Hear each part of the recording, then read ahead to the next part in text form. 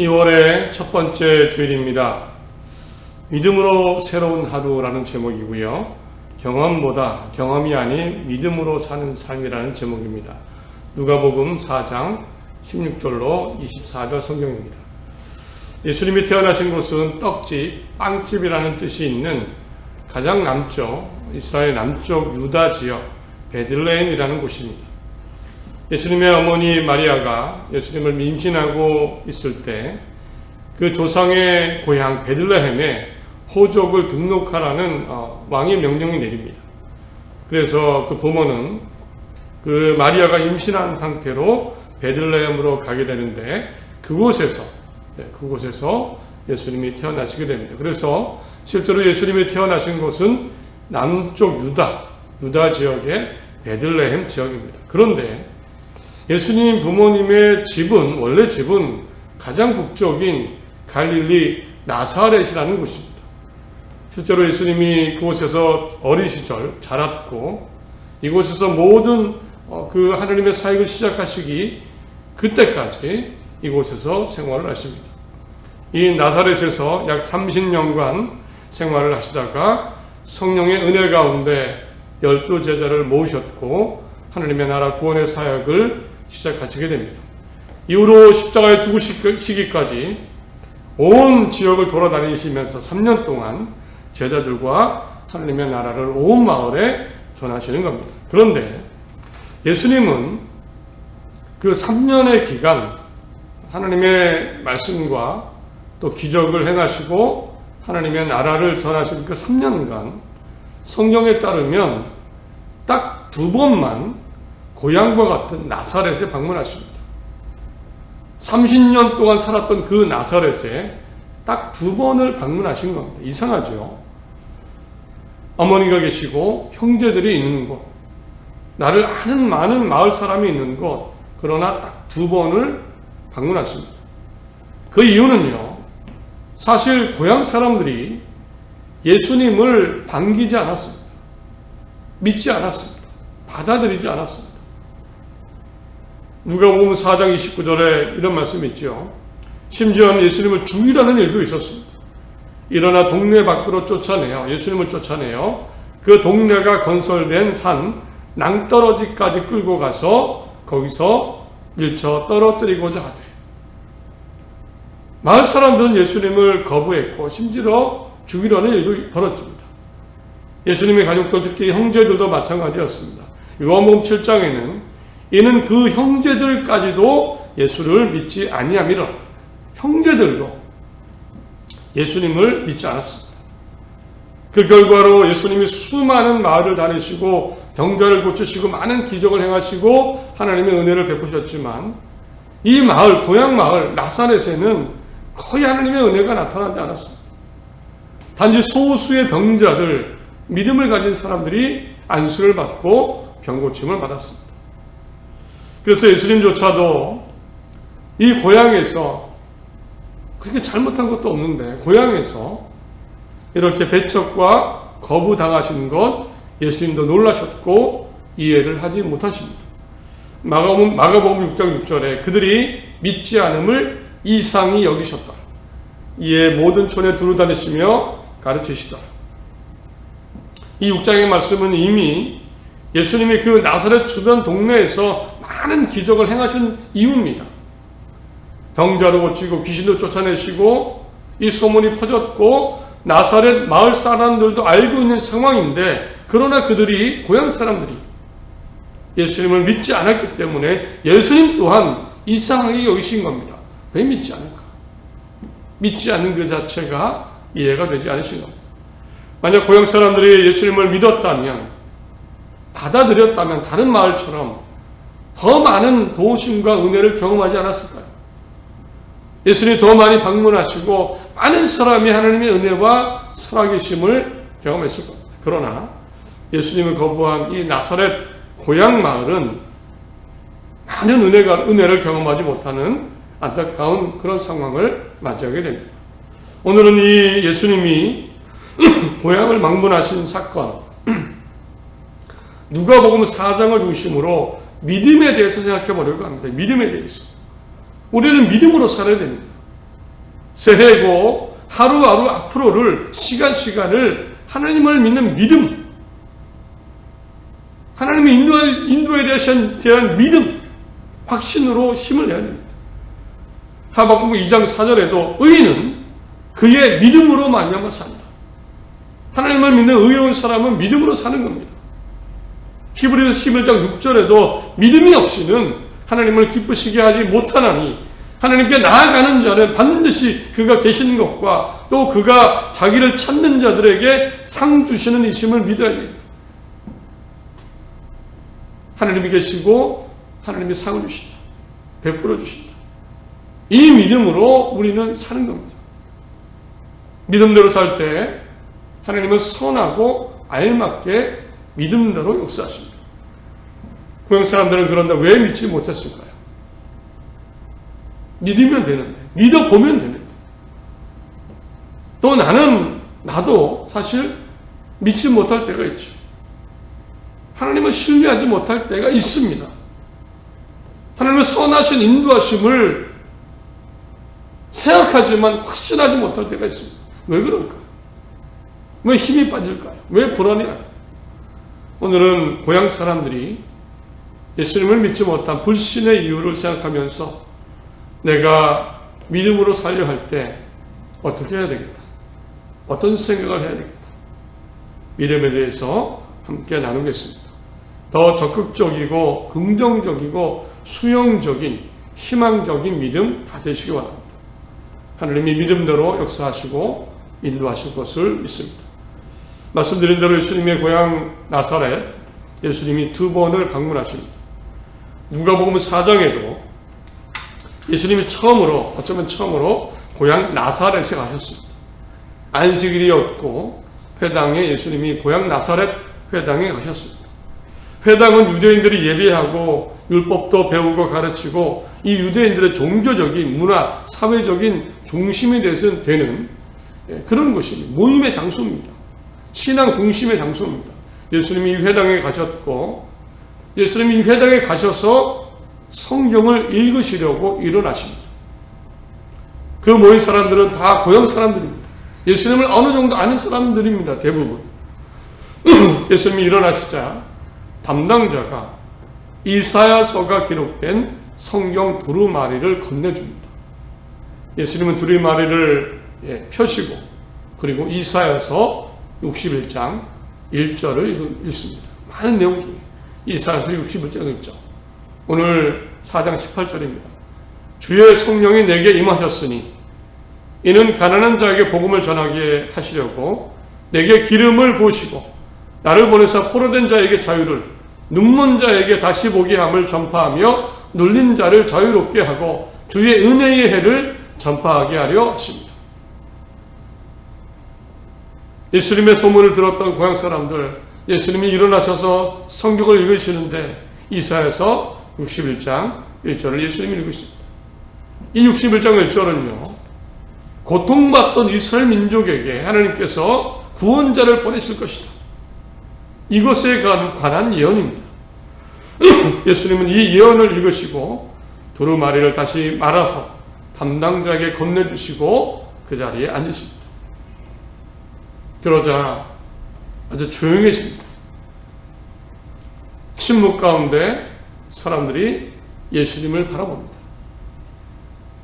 그 말씀을 왜 읽었을까? 이런 생각도 했겠죠. 고향한 정적이 흐르고 드디어 예수님이 한 말씀을 하십니다. 21절입니다. 이에 예수께서 그들에게 말씀하시되 이 글이 오늘 너희 귀에 응하였느니라.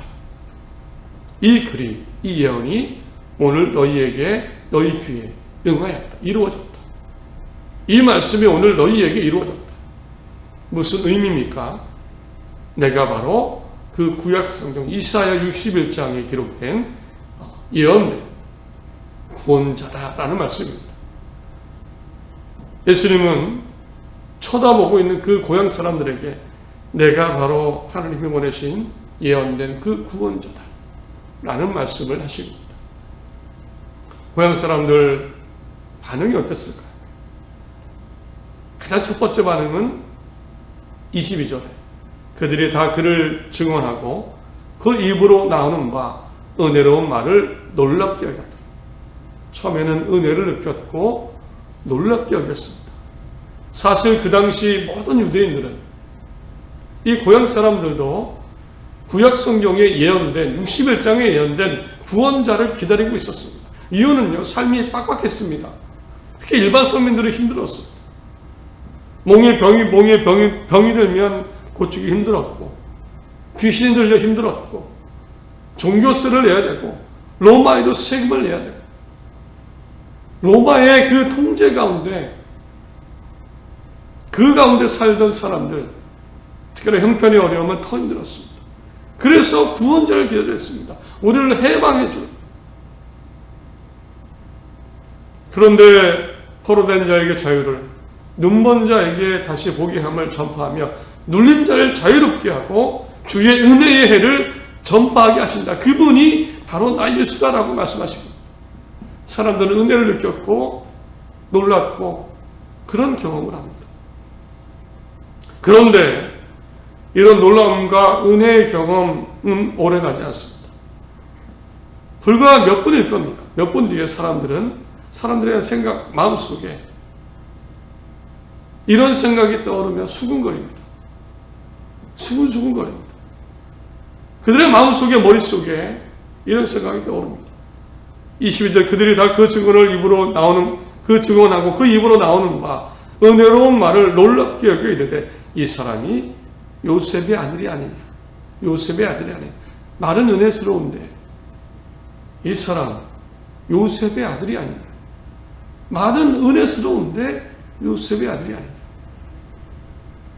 요셉의 아들이라는 것을 알고 있었습니다. 그것이 마음에 박힙니다. 말씀은 은혜스러운데 그 구원자 같은데, 그런데 요셉의 아들이 아니냐.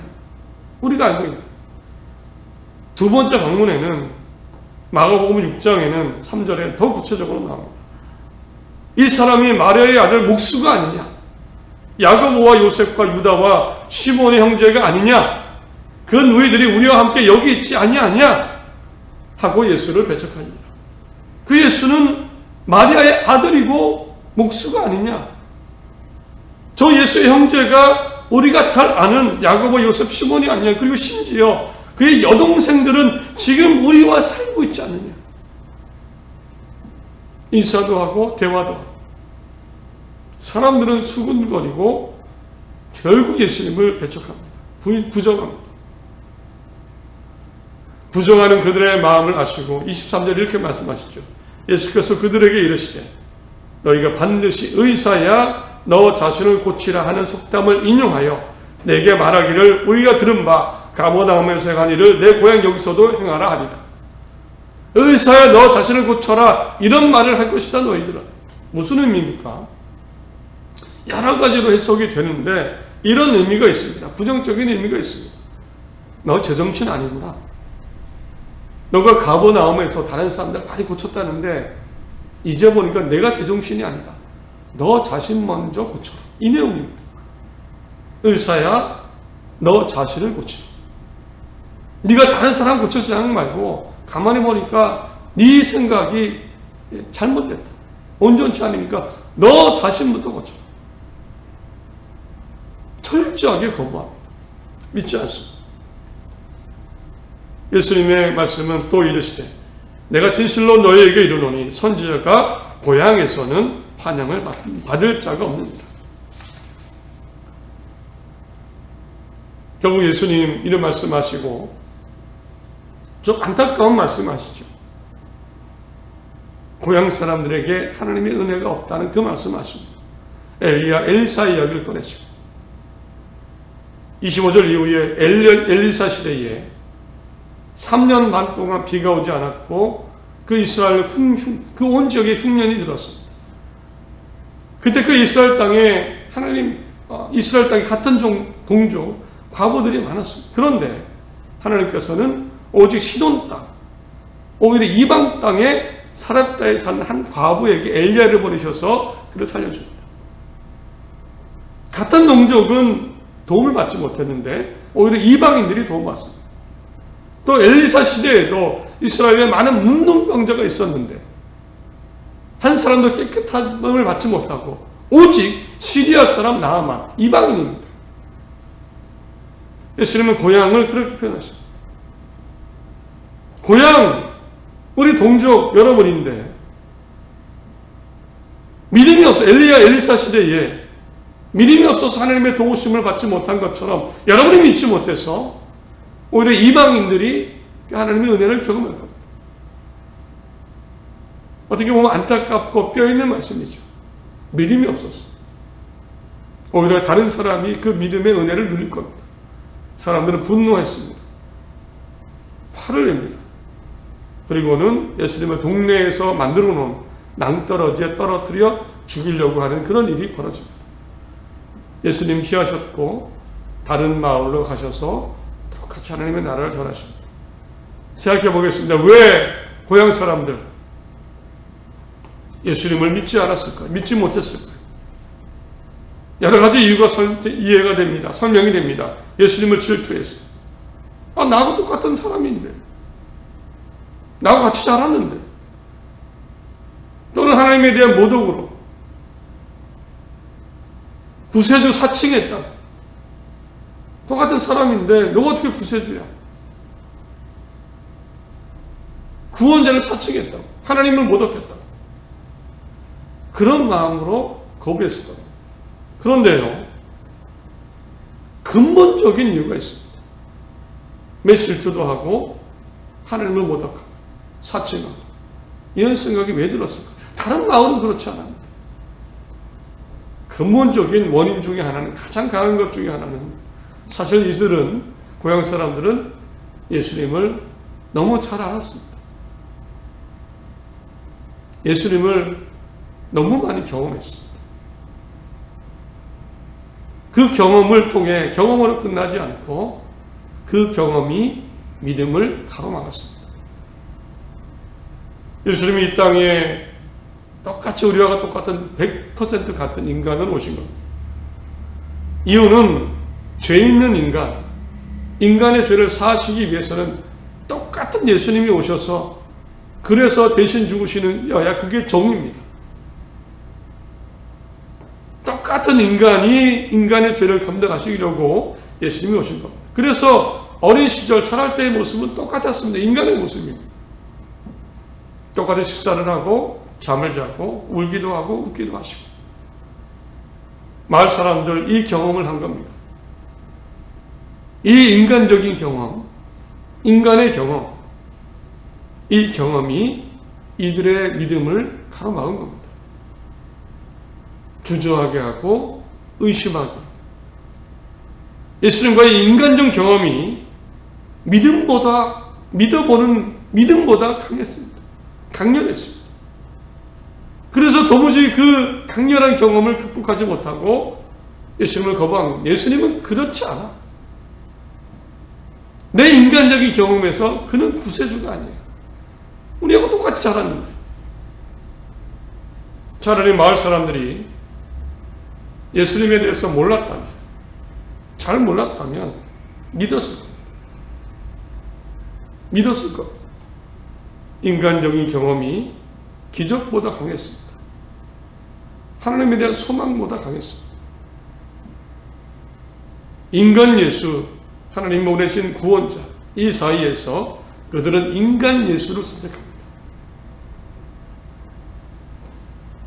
고향 사람들 자신의 인간적인 경험 때문에 예수님을 믿어보려는 마음 갖지 못했습니다. 그렇기에 믿음의 은혜를 누리지도 못했습니다. 우리의 믿음을 가로막는 것, 종류는 다르지만 동일합니다. 우리의 인간적 경험이기도 합니다. 우리의 인간적 경험들, 인간적 지식, 짧은 지식, 세상의 경험들, 우리의 믿음을 약하게 합니다. 사람들이 말하는 생각, 사상, 성경에 대한 믿음, 하나님에 대한 믿음을 약하게 만듭니다. 그래서 어릴 때의 믿음, 어린아이의 믿음이 어른 때의 믿음보다 좋은 경우가 많습니다. 어릴 때 믿음은요, 그냥 믿는 겁니다. 경험이 아닙니다. 성경 말씀에 있는 그대로, 목사님이나 부모님이 말씀하신 대로 그냥 믿는, 그냥 수용적인 믿음입니다. 하나님이 계시다고 하니까, 하나님이 도와주신다고 하니까, 하나님이 기적을 행하신다고 하니까 그냥 믿는 겁니다. 그래서 예수님도 어린아이 같은 믿음 좋아하셨습니다. 그런데 이 어린아이 같은 어린이의 믿음은 청소년기, 청년, 성인이 되면서 세상의 경험에 짓눌립니다. 그 경험 때문에 믿음이 줄어듭니다. 하나님에 대한 믿음, 눈에 보이지 않지요? 그러나 내 눈이 보고 내가 느끼는 그 세상의 많은 것들, 인간적인 경험이 더 크게 내게 다가옵니다. 하나님을 알면 알수록 더 좋아져야 됩니다. 그렇지 않습니다. 하나님을 믿지만 실패에 대한 인간적인 경험, 실패에 대한 세상적 경험, 믿음을 약화시킵니다. 하나님을 믿지만 세상 살면서 보고 경험하는 많은 것들이 믿음을 약하게 만듭니다. 마음의 인간적인 염려, 걱정, 욕심, 이런 경험들이 믿음을 약하게 만듭니다. 예수님이 비유 중에 돌밭, 가시밭, 좋은 밭, 길가밭 비유가 있습니다. 하나님의 믿음의 말씀이 떨어졌습니다. 말씀이 떨어졌습니다. 믿어야 되는데 여러 가지 경험을 합니다. 환난이나 박해. 그래서 마음이 돌밭이 됩니다. 믿음이 없습니다. 또 세상의 염려와 재물의 유혹, 그것 때문에 가시밭이 되기도 합니다. 믿음의 역사가 일어나지 않습니다. 믿음이 사라졌기 때문에. 이번에도 안 되겠지. 믿음을 가져서 뭘 하나. 저번에도 안 됐는데. 믿음이 없는 사람도 잘 살던데. 믿음이 없어도 성공하던데. 이런 수많은 경험과 아는 것들이 우리의 간절하고 순수한 믿음을 갈아먹습니다. 생각해 보시기 바랍니다. 내 마음을 들춰보시기 바랍니다. 내 믿음을, 내가 하나님을 믿고 구원을 믿는 그 믿음을 방해하는 내 경험은 무엇입니까? 내 생각은 무엇입니까? 이것을 이겨내시기 바랍니다. 지우시기 바랍니다. 그냥 믿음은 믿음입니다. 믿음을 부정하게 되는 그것은 무엇입니까? 내 경험들은 이미 끝난 겁니다. 믿음은 날마다 새로워야 됩니다. 하나님이 살아계시고 하나님이 세우시기 때문에, 하나님이 역사하시기 때문에. 예레미야 애가 3장에는 예레미야라는 사람이 이런 고백을 한 적이 있습니다. 삶이 너무 힘듭니다. 사람들이 나 혼자밖에 없는 것 같습니다. 그러나 그는 이렇게 고백합니다. 믿음으로 여호와의 인자와 긍휼이 무궁하심으로 우리가 진멸되지 아니함이니이다. 이것들이 아침마다 새로우니 주의 성실하심이 그시도소이다. 하나님이 영원한 사랑, 그거 변치 않으시기 때문에, 하나님의 사랑은 변치 않기 때문에 나는 아침마다 새롭습니다. 이것이 아침마다 새롭습니다. 눈을 뜰 때 아침마다 새롭습니다. 믿음을 새롭게 합니다. 하나님이 나를 사랑하시지. 예레미야는 힘을 냈습니다. 말씀을 맺습니다. 믿음과 세상 경험, 우리는 갈등하게 될 겁니다. 세상은 이렇다는데, 내가 이런 경험이 있는데, 내 경험은 이런데. 믿음은 멀리 있는 것 같지요? 그러나 믿음이 먼저입니다. 믿음으로 새롭게 시작하는 겁니다. 시작할 수 있습니다. 하나님이 살아계시기 때문입니다. 내 경험, 그 경험이 실패이든 성공이든, 내가 들은 말들, 세상의 경험, 그것이 무엇이든 하나님을 믿는 믿음으로, 믿음 가운데 담대하게 시작하고 새로 시작하고 또 살아가시길 바랍니다. 그 믿음대로 하나님이 역사하시고 길을 열어주시고 막아주시고 오르실 때까지 인도하실 것을 믿습니다. 그때 새롭게 이루어가시는 세상을 뛰어넘는 내 경험을 뛰어넘는 역사하시는 하나님을 경험하는 은혜의 하루 한 주 한 해가 되시기를 간절히 바랍니다.